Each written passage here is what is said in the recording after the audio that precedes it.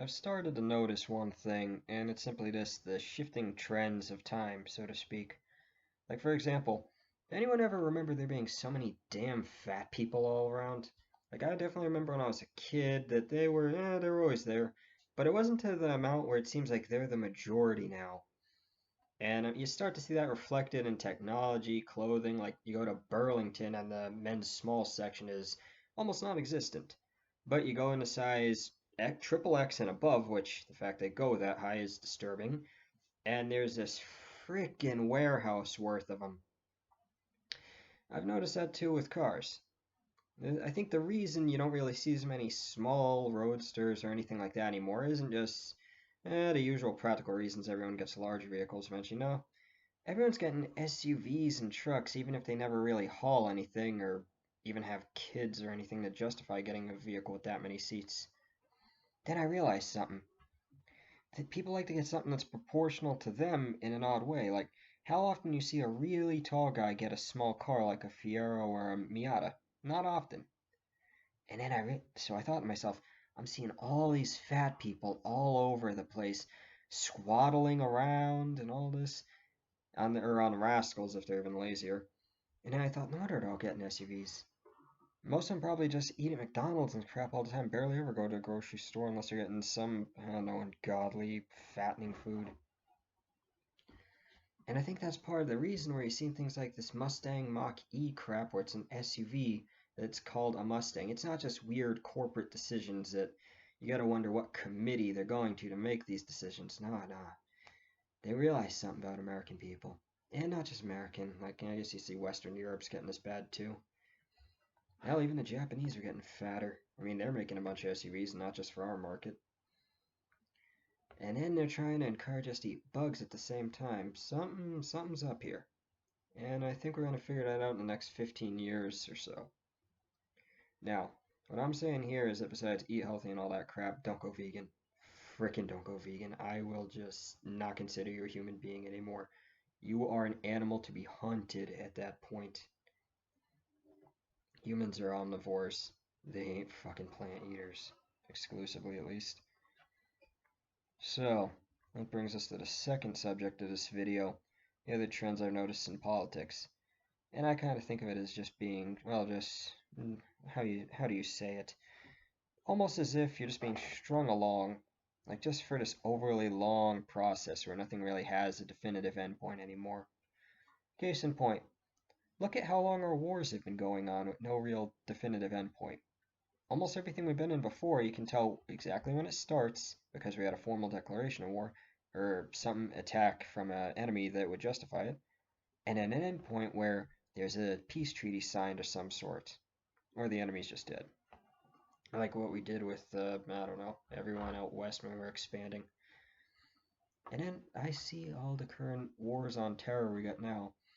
And of course, you're always going to respond to anything happening on the homeland, but why are we in Syria?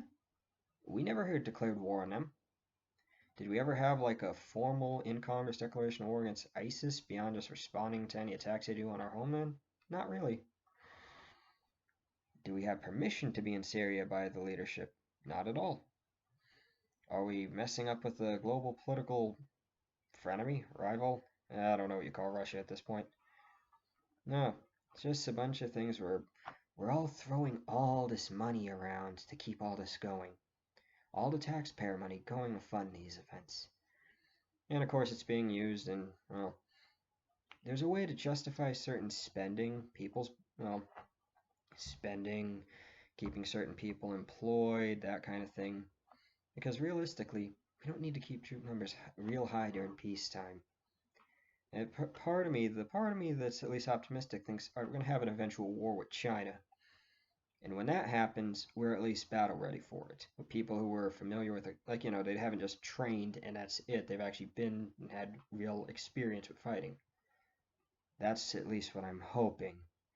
No, realistically, just human greed. Only think about it. You can't really sell weapons to a country at peace. Well, they'll buy some, but not enough to really justify making a large amount of them. And you're going to say, oh, it's the military industrial complex. Well, everyone's got their own little greed here and there. They all try to make their profit. Most guns are in civilian hands. I think the number's like worldwide 60% of all firearms are in civilian hands. It's selling the larger stuff is more profitable though in certain areas. Not many normal people are gonna buy, mortars or things like that.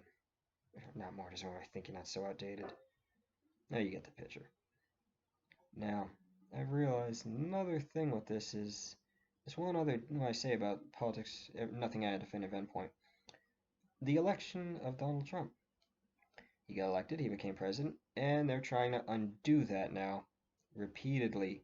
Many, many attempts, all as impotent as the last. And wasting taxpayer money, of course. Part of it, too, is to get. I don't even think it's so much as they know this is going to fail. They know this impeachment crap will fail. It's all about distraction in that end. And we're all focusing on impeachment, but there's other issues in the country that are just being ignored. California's massive homeless problem, ignored.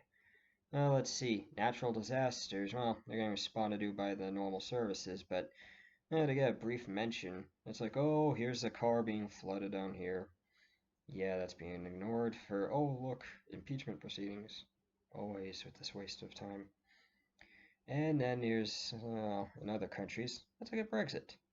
Yeah, that. I'll say one thing you will about America having a functioning republic.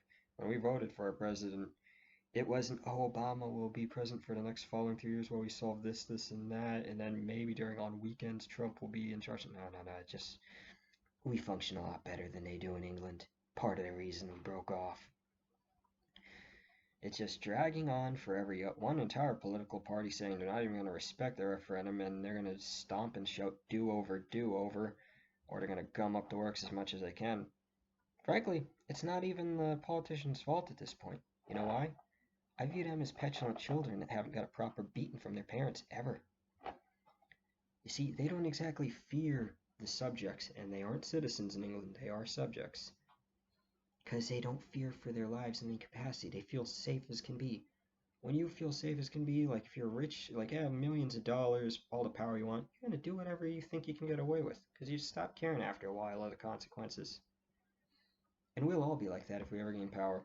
Realistically, at some point you just see this weird threshold just being gone anymore and you just do whatever you want. But very few of us get to that stage. So yeah, that's the one thing that really annoys me is politics, no real end point for anything.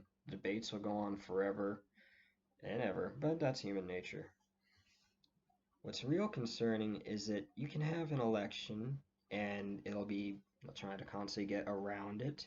You'll have a direct vote on an issue, and instead of it being like, and we do this occasionally in America, where during election years we'll have a ballot issue like, do you want weed legalized in Massachusetts? Yes, it'll take effect on this state going forward, and everything's more or less ironed out. Like, it'll be treated like pretty much like how beer is. You can't do it while driving, etc., etc. You gotta be like of age. So I look at that and I think to myself, England, because how it was written out, it didn't say we will leave Brexit on this date, no changes. Would have been pretty simple. But Parliament has to get involved, and it's like a game. And you get more people involved in a project, it will take longer. Especially when you got people who are trying to gum up the works. Anyways, this is the first video I've made in a long time in testing out this Xbox One headset. Sorry if my voice sounds bad. This camera might suck too. Might change which computer I'm using. Looks like it's coming in grainy. Anyways, give me your thoughts, and as always,